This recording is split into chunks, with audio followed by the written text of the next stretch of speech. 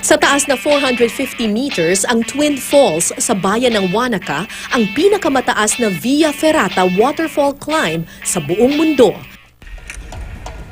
Sanay akong umakyat ng bundok, pero ito ang unang beses na susubukan ko ang Via Ferrata.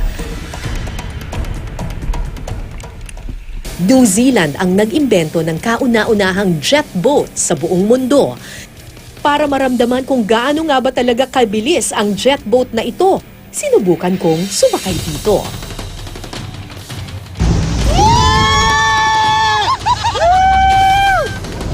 Kahapon ay sumakay ako ng K-Jet, medyo nakakahilo yon.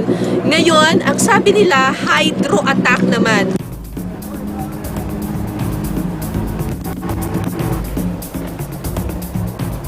Shark kung tawagin nila ang maliliit na bangkang ito na hugis pating.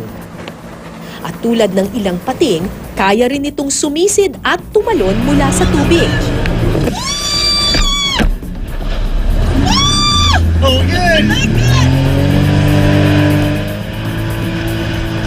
Sa bansang New Zealand kung saan tila ba likas ang katapangan, ito raw ang pinakamagandang paraan para makita ang biyaya ng likas yaman.